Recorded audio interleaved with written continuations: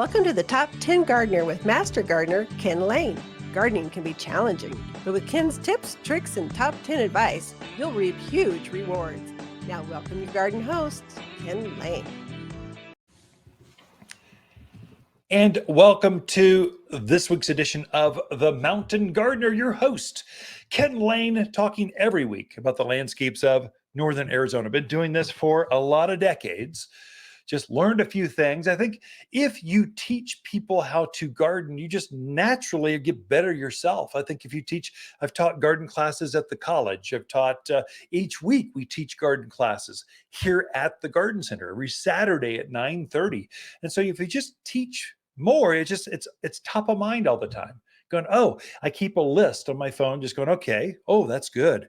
I was doing this in my yard. I should share that with folks. Why was I doing that? And you're explaining it in your head while you're gardening. I don't know if I need therapy for that, or I just enjoy gardening so much I like to share it, but hopefully you'll learn a few things throughout the show. And I'm trying to break up the segments now so that it's an hour program, trying to break the segments up so each one's got a theme, a topic, something that will help, some nugget you can take out of it and use in your gardens that week. So right now we are seeing hummingbirds are back. I'm out reading the paper in the morning. Hummingbirds are thick. And I'm trying to think what plants grow or attract or bring in more hummingbirds. Yeah, you can put a feeder up, and that's good. But really, hummingbirds, these magical fairy-like creatures that buzz around the yard, they really need plants. The reason they need plants is the nectar is more nutritious for them, and their protein source comes from insects like aphids and thrip and ciliads. And so they're not just doing nectar. They're not just, heroin-induced, active, crazy birds out there. They actually need some protein, kind of steak and potato stuff, and they're helping keep your aphids down. They're helping keep the thrip out of your flowers. So they do you a real benefit. And they need that. It keeps them healthier, keeps them stronger, keeps their muscles going so they can make that long, they travel north, south, east, west. They actually migrate throughout the year. And so they are now here for the season. They'll be here through October. And then they kind of start flying south again and look for warmer climate. So what are some plants? I'm thinking vines. Some of your vines are the easiest, fastest growing, hummingbird attracting kind of plants. And the number one that they love, they just absolutely love, and the reason they love it is because it's in bloom while they're migrating back and forth, is honeysuckle. So the traditional Hall's honeysuckle, this is Japanese honeysuckle, the one that you, as a kid, used to pull out the stamens and suck on the nectar, and it tasted so sweet. It tastes good to you and I. It really tastes good to hummingbirds. They cannot resist it. It's semi-evergreen, so it grows very fast. So one plant will cover about an 8x8 panel or an 8x8, let's say a surface. It's a great erosion control for holding in soils because it runs roots as it holds in a bank. But it's semi-evergreen. Animals don't eat it. So javelina, deer, rabbits, or if they do, the plant grows so fast, it doesn't matter. It recovers very quickly. But a great plant takes our extreme, our winds, takes our bright days, takes our cold winters. Honeysuckle, all varieties attract hummingbirds and are very tough here. We've got probably 6 varieties that we sell. So reds and pinks and lemonade colors and the traditional, yellow one. They all grow well. And so the myth is that hummingbirds are attracted to red flowers, only red flowers. You got to have red, or that's not true. They're attracted to deep-throated kind of flowers and things that taste good. And so they're after flavors. Yes, color can attract to them, but they'll go after a red honeysuckle just like they will a yellow one, just like they will a pink one. They like them all. The number one, probably most famous, I can't say that. Number one popular is a trumpet vine. Trumpet vine looks like honeysuckle on steroids. It grows really big, really fast. I mean, it's like, it can be too aggressive, but it has these great big, like 3-inch long, deep-throated red flowers. Comes in red and yellow, 2 colors. We've got them both at the garden center. There's kind of a summer bloomer, so they're a main staple for hummingbirds as they're buzzing around. That's the one that they just really are attracted to, because you've got the most hummingbirds here in the summer months, and this is when this plant blooms. And so it kind of gets, I think it's most popular or thought of or mentioned just because there's more birds around, so you see more hummingbirds on it. But really, it's just a good, strong, drought hardy animals. Again, deer are going to leave this plant alone. Fast growing. That is, it's going to cover, you can grow this thing up and over a pergola and just have hummingbirds buzzing around you all the time. Could be a nuisance, actually. So, but they love trumpet vine. So trumpet, deep-throated types of flowers. One that I really like, not so much a hummingbird plant, but one that I've grown over the last 3 or 4 houses that I've owned here in this central highland area, is akebia, or what's the other name of that thing? Let me think here. Akebia, Akebia, akebia. It's got chocolate vine. That's the other name. So it's got a flower in spring that smells like chocolate. You can't really see it per se. Yeah, little kind of white ball shaped or chocolate colored flowers. But really the fragrance you smell. But the reason I like akebia is it grows fast. If you want a privacy screen, so if you want to encourage this vine to grow like now to the top of this 6-foot fence plus an extra 2 feet, akebia is your plant, and it's evergreen. I've grown it in the shade, I've grown it in the sun, I've grown it it just grows, it loves to grow. So right now I have a big type of 6-foot retaining wall. It's ugly. Oh my gosh, it's just sterile. I've got gardens on top, gardens on below. I'm going, what can I do to soften up this big sterile wall? I put a trellis up, planted a akebia at the back side. It just grew right up it, and it is magnificent. You can't see the wall. It just looks like this lush green secret garden. It's beautiful. And then I put a piece of furniture up on top of the wall, on top of the patio, basically. And now it's grown up over that iron furniture, and now it's taken on the shape of, use it as a trellis almost. So it's really a piece of art. I mean, it's really striking. You come on the back patio, you go, whoa, that's pretty cool. What is that? It's akebia. And so the native one that grows wild, if you just I want native plants, nothing, if it doesn't grow up in the Bradshaws, I don't want it. That's Virginia creeper. That one does grow absolutely wild. That's Virginia creeper, has 5 petals.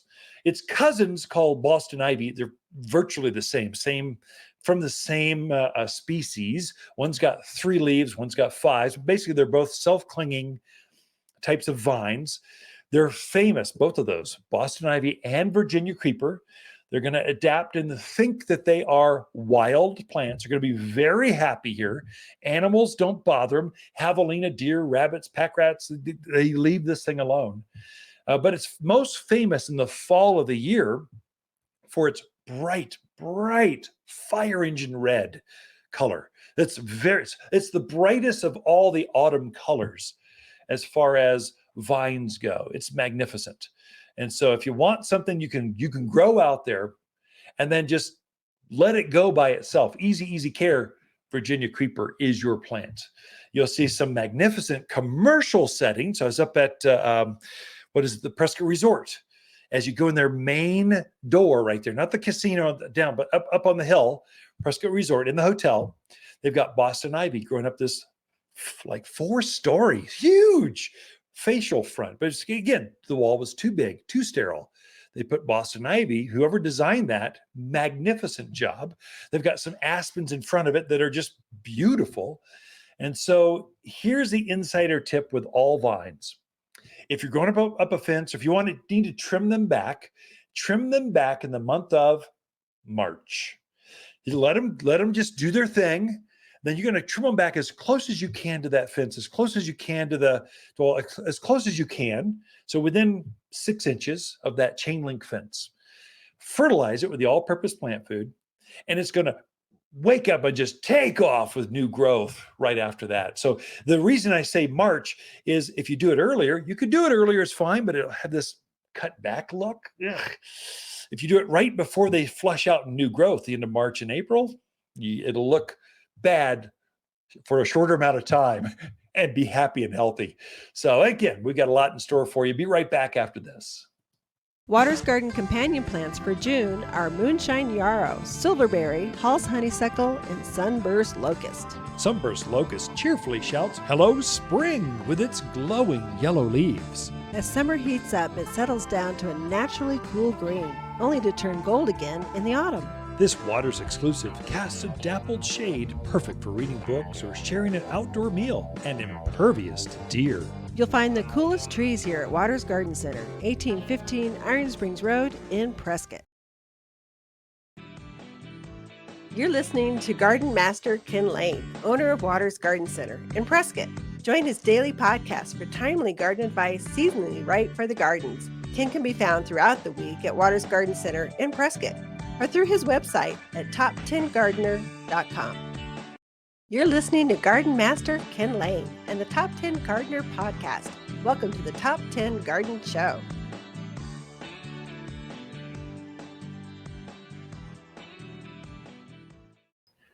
So we are back in the studio with Lisa Waters Lain. She comes each week and just shares garden questions. What are other gardeners thinking about? What are they sharing? What are they asking? What are we seeing?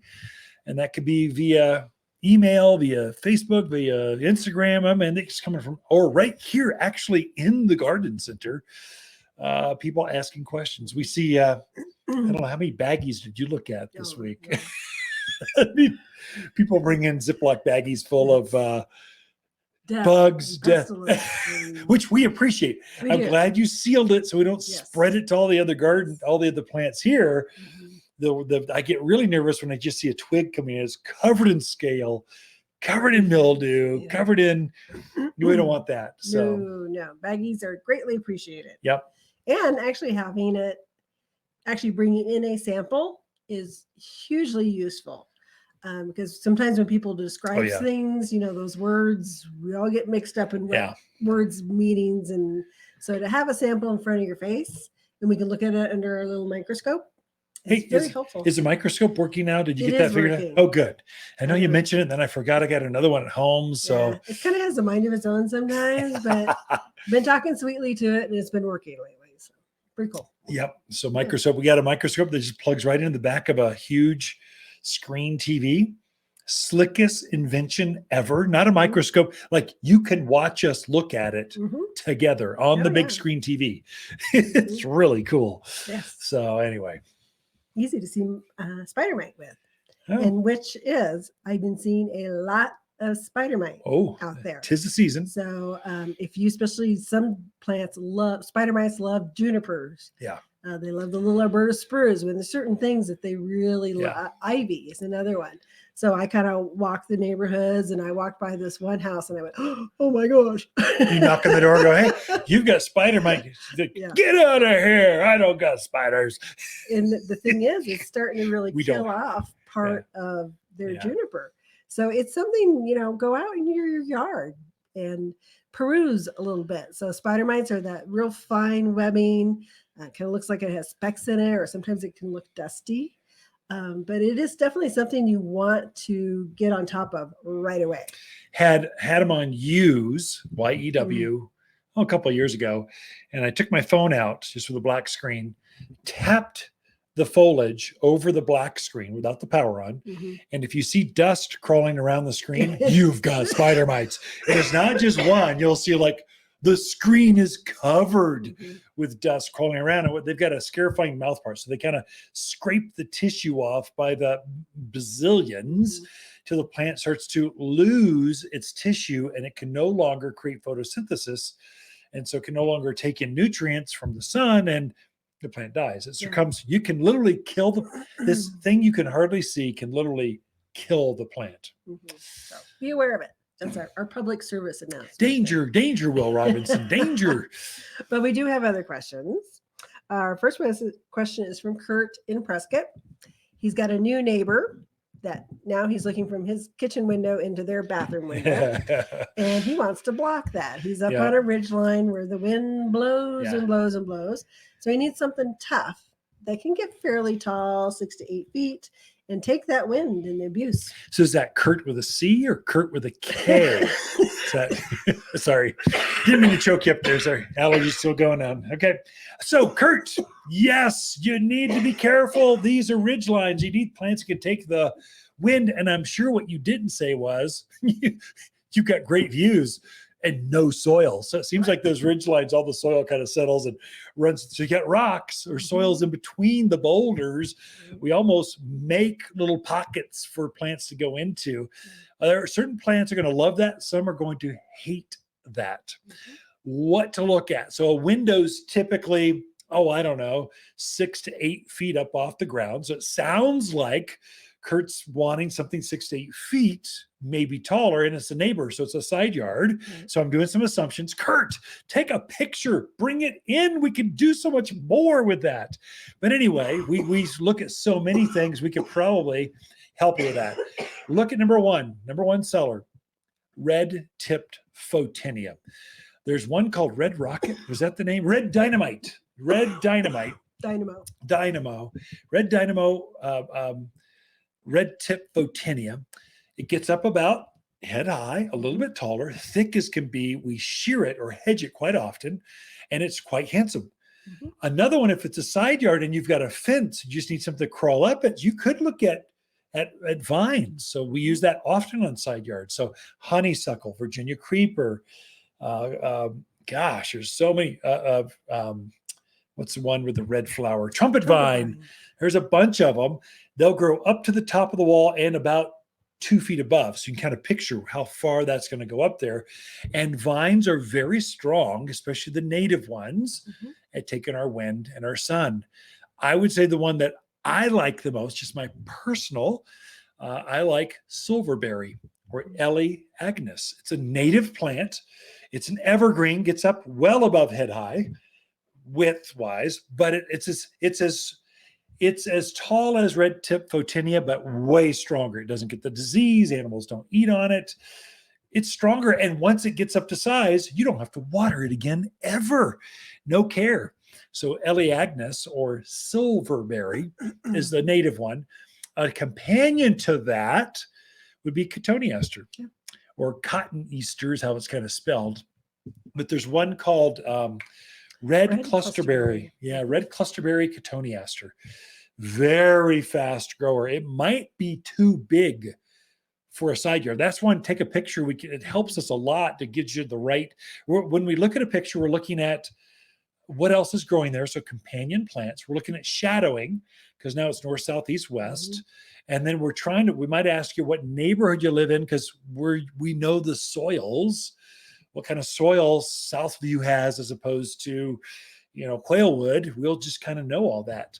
And so we might help you with that so we can get the right plant in the right spot. But red clusterberry cotoneaster, tremendous plant, fast growth, white flowers in spring, red flowers through the winter. Red berries. Oh, right. Yeah. Red berries through the winter. Quite striking. It is. What do you think of junipers? What of like a Spartan juniper? Which Sure. Or even your blue arrows. They're narrow but tall. Looks quite striking down that in between you and your neighbor looking in. So we can help you with privacy. That's one you probably, instead of just winging it, you probably need to know more. Hey, Doc, I stubbed my toe. Do you know what's wrong? Well, no, I can't tell you. Hey, Doc, I need new hair implants. Well, let's see what color it is. Let's see more. It's a bad analogy. We won't go down that path anymore. So anyway, what else you got? Don't make me laugh. It's not good. All right. James is in Prescott. He put a new lawn in March. So new lawn coming up. Great. Wants to know, it's getting warmer. Yeah. Should I change my watering frequency and length, or what do you recommend for new lawns? So watering, specifically lawns, So don't ever change how long it runs. That just get rid of that variable. Otherwise, you will confuse yourself till you just don't know what to do anymore. Find out how long it takes to water a lawn well, or a plant, tree, shrubs, whatever. And then don't ever change that. You always run it for 32 minutes or however long you're doing yours. Mm-hmm. And now all you're dealing with is how frequent should I do it? Way easy variable than how long, or should I change the emitter head, or should I change? Just find out what makes them happy at any season, and then all you're playing with, how many days do I skip before I run it again? Mm-hmm. So my guess is right now we're getting to the 80s, close to 90. You're getting some wind. It's maybe not quite humid yet. The monsoons aren't quite here. I'm guessing you are, with a brand new lawn, every other day. That's be my guess. Start with that. You're probably every third day or so, maybe twice a week. Right now, I'd maybe bump it up. Take one day out of in between those water cycles and start with that. The great thing is lawns are really good at talking to you. They start to lay down, you walk on them, you can see your feet.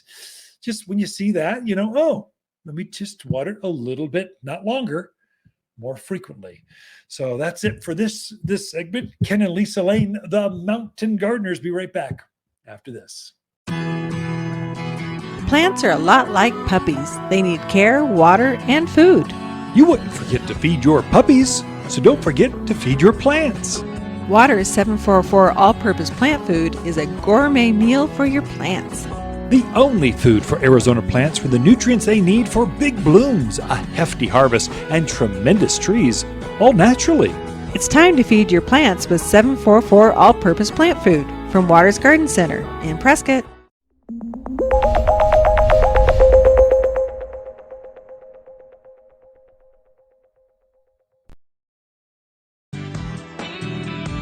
You're listening to Ken Lain, aka the Top 10 Gardener. Ken can be found throughout the week in Prescott at Waters Family Garden Center. Listen daily as he answers the top 10 questions of the week, streaming on Apple, Google, Spotify, or wherever you download your podcasts. You've tuned in to the Top 10 Garden Show with garden expert Ken Lain. Join the conversation daily as he answers timely garden questions. Email Ken a question directly from your phone to his desktop through the web at watersgardencenter.com. That's Waters with 2 T's, gardencenter.com. Or visit face-to-face throughout the week where he can be found at Waters Garden Center in Prescott. Now welcome your host, Ken Lain. So the gardens, vegetable gardens, let me touch on vegetables for just a moment. We've grown peas. We started planting those back in March, April. They were really growing like crazy. We've been harvesting those, and they're fading. They don't like summer. Peas like it cold. They don't like it hot. And so a suggestion that can really help you utilize accessing more crop rotations through your small gardens would be to simply swap out peas for beans. Beans love the summer. They have no interest in spring at all. They're really late to come out. If you plant those back in first of all part of April, it'll be a month, 6 weeks before they start to come up and look like something. But if you were to plant peas, get those going. Then you harvest all the peas, so they like the cold. When they're fading, so the vines are starting to go, they look terrible. They haven't produced in a while. Rip those things out of the ground. They don't deserve to be in your gardens. Take that space, kind of add a little bit more compost, kind of revitalize or re-energize that garden row or that gratin plot or where you're growing up that trellis. I like to climb things, and plant your beans right after that. Beans are the same way. You'll get a whole other crop rotation out of that same garden space that you would otherwise just be one crop and you're done. They call it square foot gardening. And a lot of our gardens here are in raised beds or containers. Our soil is so bad that we tend to bring in our own soil. I'm tired of the struggle. I'm going to plant in my own soil. That's why I tell folks, if you really have struggled, and you just don't know where to do, start with the soil. Go to your garden center and go, hey, I'm struggling. My plants don't seem to thrive. Your plants look so good. I want that dirt you're using to start your starter plants in. I want some of that in my yard. Just ask for that. So where is your grower's mix?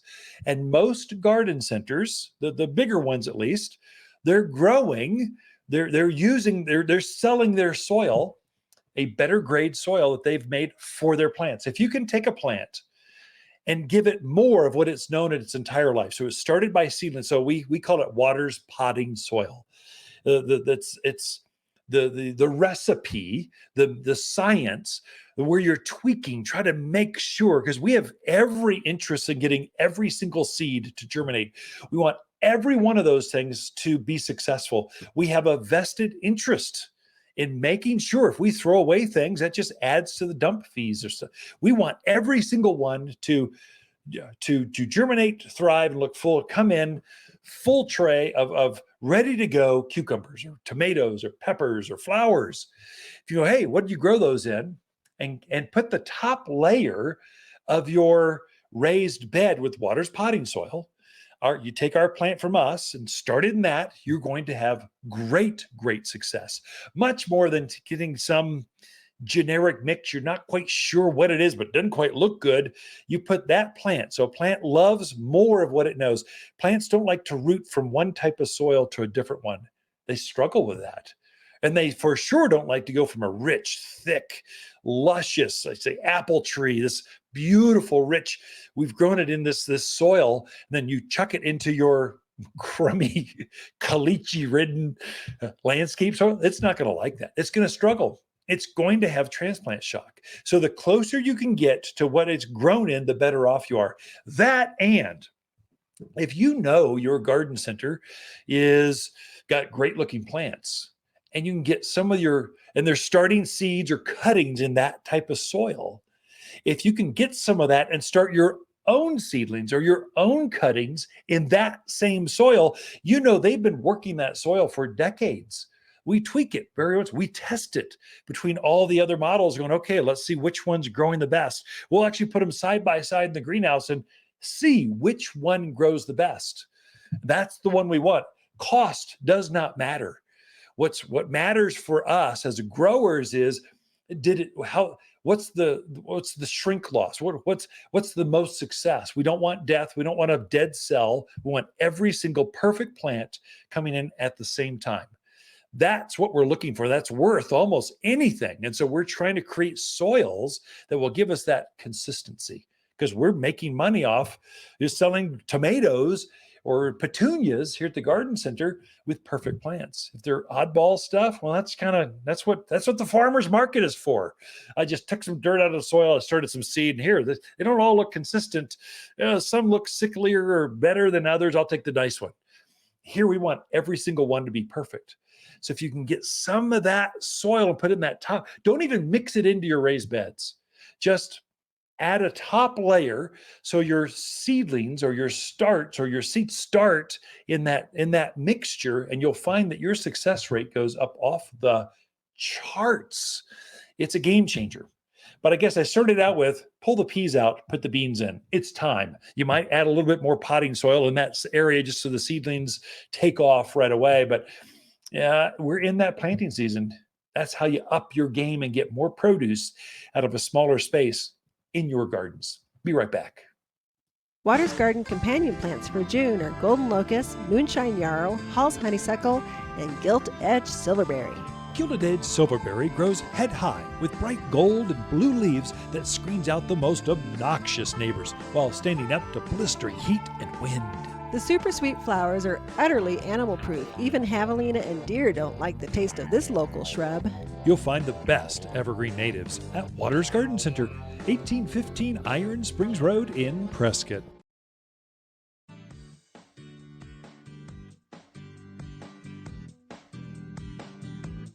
The Top 10 Gardener, your source for timely garden advice, seasonally correct for the garden, guaranteed to make a difference in your yard this season. You've tuned in to the Top 10 Gardener with garden expert Ken Lain. Join him daily as he answers timely garden questions that are sure to make a difference in your gardens. Now welcome your host, Ken Lain.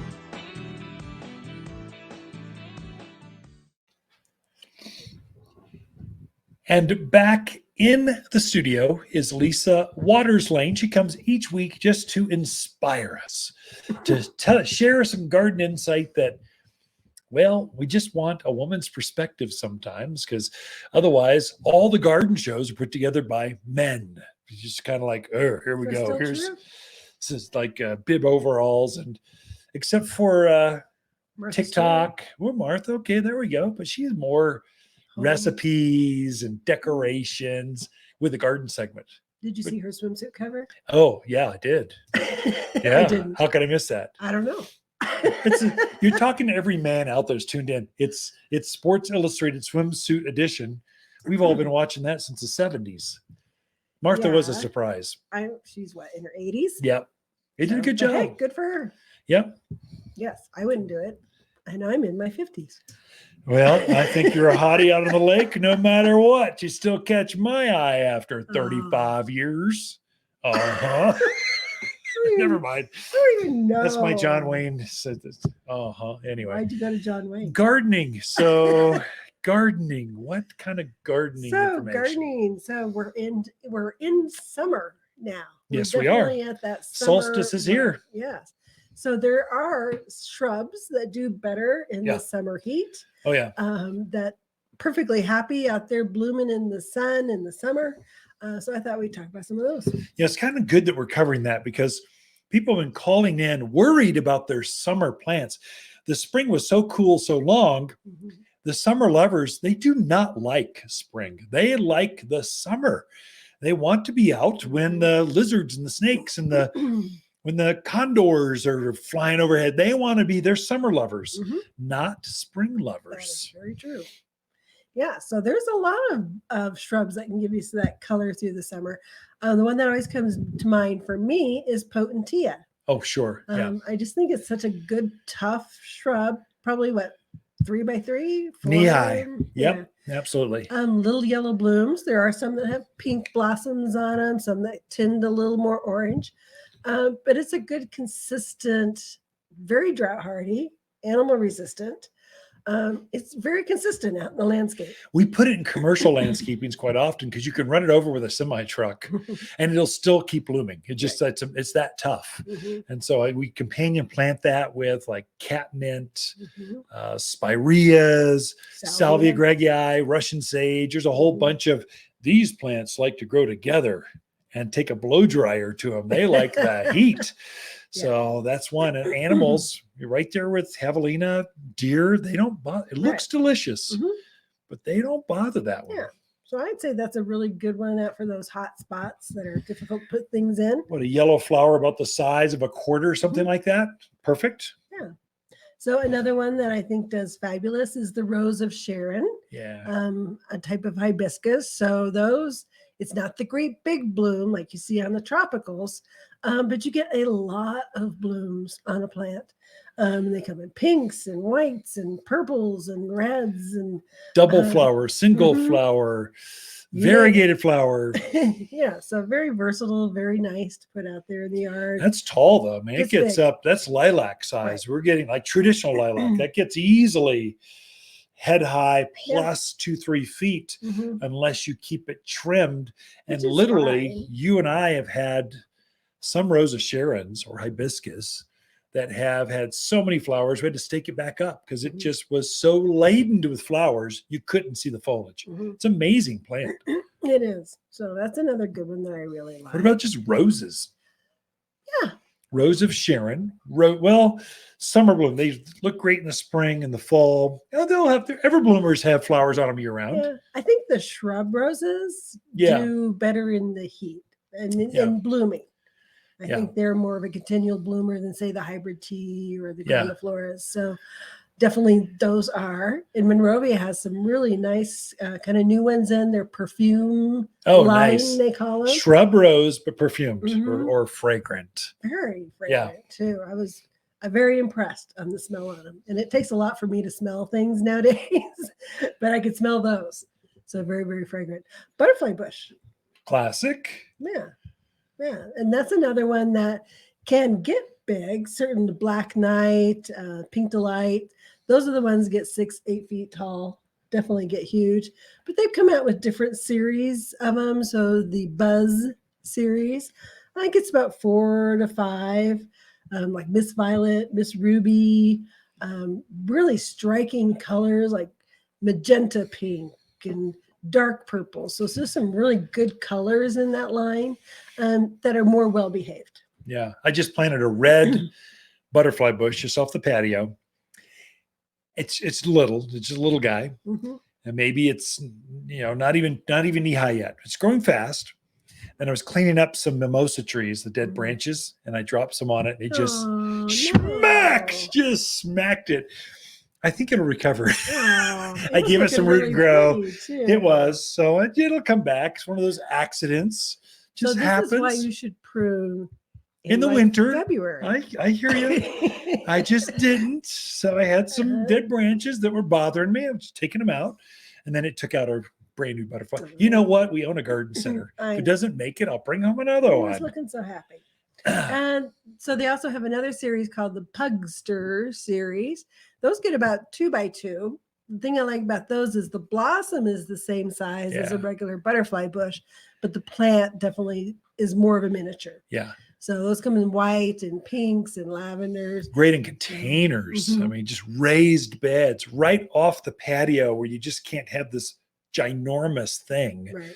It stays cuter. So same as Potentia size. Shrub rose, you keep down that low. Carpet roses, things, spireas, you can keep lower. Absolutely. What about smoke bush? That's just starting to come out. That is true. It's got that smoky kind of wispy flower that starts in summer, can get bigger. So you can keep them down to chest high or so, but if you let them go, they'll get considerably larger. We got a one in called Golden Spirit smoke bush. Ooh, yeah. So it has kind of a very bright, like chartreuse green leaf to it. I thought it was very attractive, especially if you have an area where you have darkness or it's dark rock. Using that mocha rock. If that pops better. Something where you really want to contrast in color, it would be amazing. Yeah, and equally as hardy. It'll take the wind, the sun. It's equally as robust as the purple one. The purple ones are more popular, but sometimes purple blends into all these native blues we have. True. The dark rocks that are so popular, ground cover that's so popular right now. Yeah. Sometimes you need a bright pop of color, not a dark pop of color.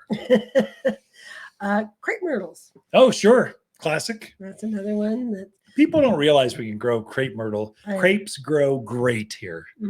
They do. We don't usually do the big trees like maybe you find in Texas and Southern Cal or the southern parts of this country, but they do beautiful. And the colors on the crepe myrtles are just so bright, so intense. You kind of drive by and you're like, oh, what is that? Because they just really catch your eye. You know, it's been looking striking the last few weeks are tree roses.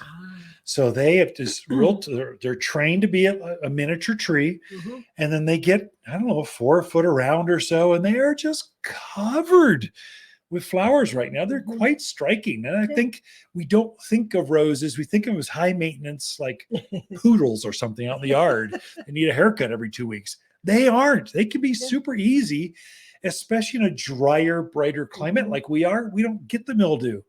We don't get black spot. We don't have as many issues with June beetles, and we just don't have those. And so I think they should be considered more often, even from folks that maybe go, I saw my grandparents deal with those. They were always out there. Well, you don't have to be. I think they can be nicer. I agree. What else? Caryopteris. Oh, sure. Blue mist, bluebeard. Yeah. That's another one. Put it in the heat, boy, and it's happy. Desert willow. We could go on and on and on. Chased tree. But we are out of time. Thank you, Lisa, for coming in. Ken and Lisa Lain, the Mountain Gardeners. Be right back after this. Water's Garden companion plants for June are golden locust, silverberry, Hall's honeysuckle, and moonshine yarrow. Moonshine yarrow is a fuss-free, heat-loving perennial with large clusters of canary yellow flowers held above a ferny foliage. It's just stunning. Mountain Tough. You can't kill this perennial that only blooms better year after year. Javelina and rabbit detest the summer blooms. You'll find Moonshine Yarrow for a limited time at Waters Garden Center, 1815 Iron Springs Road in Prescott. You're listening to garden expert Ken Lain, owner of Waters Garden Center in Prescott. Look for more tips, tricks, and garden shortcuts through Ken's website. Additional shows of this podcast, read his weekly garden column, or follow him on Facebook, Instagram at watersgardencenter.com. That's Waters with 2 T's, gardencenter.com. Welcome to the Top 10 Garden Show with Ken Lain. Listen to Ken's tips, tricks, and garden shortcuts guaranteed to make your gardens more beautiful than ever this year. Now welcome your host, Ken Lain. If ever there was a time to plant a shade tree, now is it. We're at the winter solstice, or not winter, summer solstice. So longest day is in this midsummer area. So you're seeing where the brightest spots are. You can actually place a shade tree now better in the yard than you could, let's say earlier in the spring. You have to guesstimate a little bit because the days are so short. Now it's bright. And trees grow fast right now. So your fastest growing of the shade trees, these are sycamores and maples, locusts, ash. There's a whole series of them that are very fast and very large. They're actively pushing out growth. So let's say a Prescott Blaze maple. This is a classic maple leaf. It's blazing red, this blaze maple, in the fall of the year. It's the fastest growing of the maple trees that still turns red. There's some that grow as fast or faster, maybe questionable, but they turn gold or orange. But the red is, that's what's desirable, is Prescott Blaze maple. It's going to grow an extra 2 feet between now and the end of the year. And then it turns this blazing red color, usually in October, first part of November. Then it's just deciduous. That is, it loses its leaves in the winter. So that's deciduous. Evergreen keeps its green through the winter. Deciduous loses. So what are some of the better, bigger, faster growing shade trees? Thought I'd mention that. Now, first of all, shade trees, they're not exactly great street trees. So they get so big, but you'll have to constantly limb these things up before a semi or big old van or RV can drive underneath, let's say, a sycamore tree out at the street. They're actually better off as backyard trees or west side of your house where it's just so blistering hot. Put them there. The beautiful thing about a big tree in the west side of your patios, your gardens, your house, your barn, is that it shades during the hot summer heat, but then they lose their foliage in the winter so that you get the solar gain. So it reduce or increase the heat ability of that yard because the sun's coming in and warming up that structure. But in the summer, it's shading it. It's a great way to go. It's design 101. That's where they start. They teach us, start with evergreens to the northwest, northwest, because the winds come from the northwest, typically in winter, so we can reduce that cold air permeating into your structure. Put the shade trees to the west or southwest, because that's where the heat of summer is, and it just gives your air conditioning a workout. Yet it loses their leaves, and you can get some solar gain, so it reduces the effect on those heat pumps, furnaces, fireplaces. It's easier to heat your house, cool your house, depending on where you place plants. It's a game changer. Then you go for privacy. So, man, I don't want to look at that barn. Oh my gosh, Class A, that's a beautiful $200,000 RV, but I don't look at it every time I'm sipping tea, watching a sunset. Let's block that thing. So then you go to the oasis effect. You bring in the colorful stuff closer to where you enjoy your time. So the back patio, the outdoor kitchens, the driveways. You want a landscape that just comes in and goes, welcome home. I'm so glad that you're here. That's what coming down to the front door, so that every Amazon delivery, the driver goes, whoa, these folks know how to garden. I wouldn't mind living here. This is great. Oh my gosh, it's beautiful. As they wave at the security cameras. So you look at the patios, the decks, the entrance, the driveways. Sometimes we work backwards. We start at the oasis effect, but really we should start with the trees because they take the longest time to establish. The best time to plant a tree is 10 years ago. The next best time is, well, today. So that's a common saying used often, but it's so true. Put your big trees out back where you're enjoying that area, to the west, to the southwest. And then you go, if you want to park your truck underneath a huge sycamore tree or huge locust. There's golden locust right now, this beautiful umbrella shaped canopy. It's up about 30, 35 feet tall. And it's got these long branches that come out. You can easily park underneath those. And it's just it's got a real small leaf to it. And so it's very easy to clean up because they just blow away. I don't know where they go, probably your neighbor's house. They just kind of blow away. Whereas a big leafed things like a big American elm or big Siberian elms, there's a new series of elm trees they don't get the bugs. They don't have the seed. Those are the elm. You don't want that wild elm tree that just grows because it's a weed.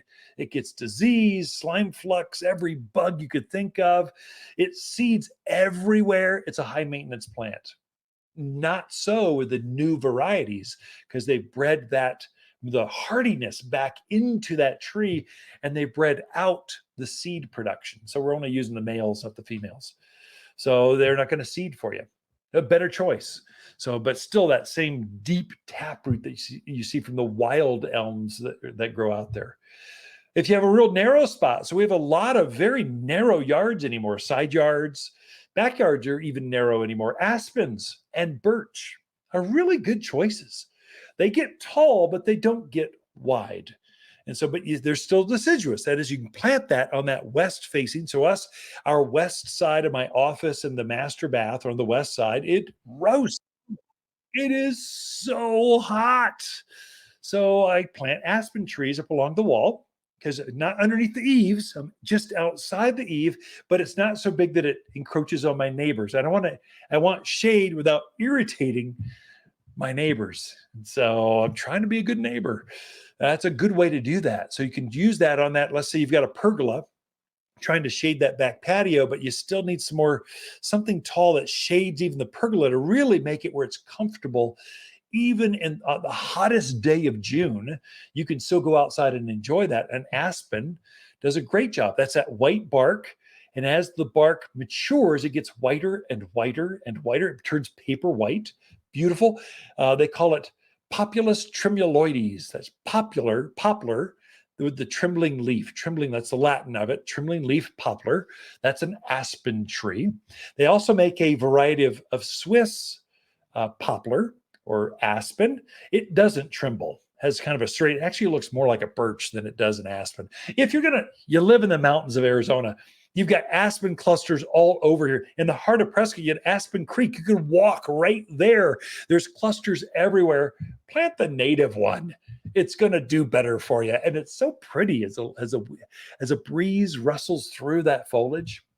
I do believe that birch is actually a more robust shade tree. So if you need white bark, not too wide, a lacy leaf to it, birch has a deeper root structure. And I think the reason that is, it takes our heavy clay soils better than, let's say, an aspen does. Aspens, everyone thinks you got to water it to water it so much. Not true. You're actually more likely to kill an aspen tree from overwatering it in a heavy clay soil than you are, let's say, a birch tree. So they're more drought hardy than you think. Give it a good deep soak once it's established. About once a week is more than enough for aspens. It does not like water every day. In fact, all these big trees are not going to like water every day. They put on big root structures deep down into the soil, so they like to be hydrated very heavily, very deeply, about once a week. That's good enough for them. If they're getting water every other day, they can literally suffocate while in the ground. So roots of plants need oxygen. And if you fill all those air pockets up with water molecules, literally that plant will, the roots literally rot. You dig them up and you'll have an odor, a smell. You'll see the The roots are dark chocolate colored. They've been stained because they've been rotting in the ground. You want nice, vibrant, white roots. That means they're healthy, active, growing, and hardy. They're taking in the nutrients and the water up to that plant more efficiently. And so those are some insider tips I think that will help you. It's a good time to plant a shade tree. It's the best time, I would say. Your selection is very good. There's still some big choices. You go instantaneous tree if you want, or smaller. You got a lot of growth pattern, a lot of growth season left for those trees. Shade trees from the mountains of Arizona. Be right back after this. Go native with Water's locally grown selection of overachievers. Water's hand-selected native plants and cactus are famous for continual blooms, natural beauty, and low care. You can do this. A stunning backyard with less water and even less work. And Water's can help. Go native with Water's selection of overachieving native plants from Water's Garden Center, 1815 Iron Springs Road in Prescott. Shop Water's native plants in store or online at watersgardencenter.com.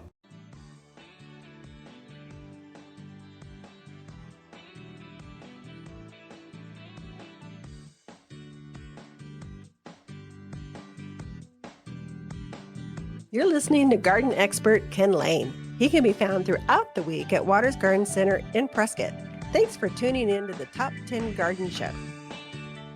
You've tuned in to the Top 10 Gardener with garden expert Ken Lain. Join him daily as he answers timely garden questions that are sure to make a difference in your gardens.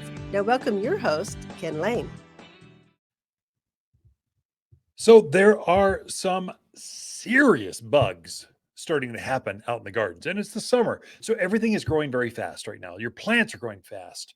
If the leaves are curled, parts of the leaves are missing, they've got deformities. These are all insects. So there's different ones coming out. So aphids have been out thick. So if you get this, it almost looks like the plant is wet.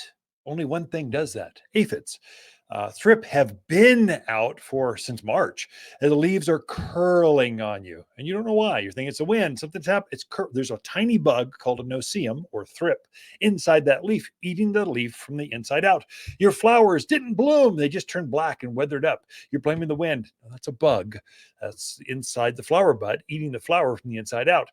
We're seeing parts of the leaves missing. Caterpillars are out right now. We're seeing blister beetles out in the valley areas. So these are they're cute little bugs. About, I don't know, inch long, kind of long, narrow body. And the rumor is if you squash them on your skin, they can leave a blister. Thus the name blister beetle. Actually, if they get in hay and horses eat them, it can actually do some serious damage. You definitely have a vet bill when that happens. These are not good bugs. What to do? Oh, grasshoppers are out. I mean, everything is out now. And so it's time to start watching this. Super easy if you got this. So I brought a couple things. So I have been using in my gardens triple action. Triple action is neem oil. It's an organic. Neem oil works great for little tiny bugs, houseplants, aphids and thrip on your squash and your cucumbers. This is my first line defense. This is great for small bugs. Once you get up to bigger things, grasshoppers, blister beetles, where the ground is moving, the earwigs, you need to move up to something stronger. The next strongest thing that's safest you can use, but still effective. High Yield puts out a product called Indoor Outdoor Spray. It's an insecticide. It's a bug killer. If you don't know, so I teach my team, if you just don't know what it is, sell them, get them to use indoor outdoor insecticide. It will take them out. If you're not sure what it is, just spray them with this. Your problems are gone. And what I advise folks is spray them now, usually in the morning. Morning, it's less windy, it's cooler, it's better for the plants. And the bugs are less active, so they're more congregated. So earlier in the morning, the better. So you have a better knockdown rate of the insects. Spray them with this indoor outdoor spray and in the morning. And I tell them follow up in about 10, 14 days. And if you do that a couple times, the new growth will come out clean, neat, healthy, and you're past your problems. Kind of keep an eye on it. The way you spray this stuff is I have a Hudson sprayer. This is a hose-in sprayer. In fact, I brought a sample for those of you watching this on the video. It looks like this. So Hudson sprayer, your hose goes on the end of the sprayer. You pour the product full strength into this container, and then it's got this nifty, slick a brass nozzle. You just dial it for indoor outdoor spray. You put it on a 1, the small lowest setting, and as the water goes through the hose, it automatically mixes it at the right ratio. The beauty of this is whatever's left over is still full strength. You pour it right back in the bottle and it's ready to go for the next time you see insects. If you're gardening, you need good tools. This is a great tool. It's worth the investment. Hudson sprayer, hose in sprayer. Also, lastly, if you've got damage, I'll leave you with this and then we'll wrap it up. Fertilize everything in the yard by the end of the month. That you just want to take advantage during this heat, draws the moisture, draws the monsoons to us. And so we know it's coming in 2-3 weeks. Put your fertilizers down now and you'll get this magic new growth and healthy new gardens. That's it for this show. Ken and Lisa Lain, we camp out here at Waters Garden Center. We love talking to fans of the show. Waters Garden companion plants for June are sunburst locust, moonshine yarrow, silverberry, and Hall's honeysuckle. Ideal at growing up fences, walls, or as a ground cover. Wind, drought, deer, javelina are no problem. Hall's honeysuckle is an outstanding mountain vine with fragrant yellow flowers that loves blooming in the summer heat.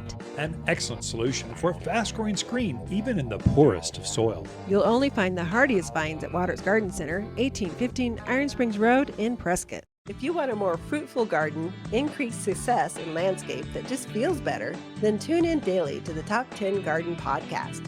Years of tips, tricks, and garden shortcuts are guaranteed to make your gardens nicer than ever. Listen to this podcast or read Ken's weekly garden column by visiting watersgardencenter.com. That's Waters with 2 T's, gardencenter.com. Thanks for tuning in.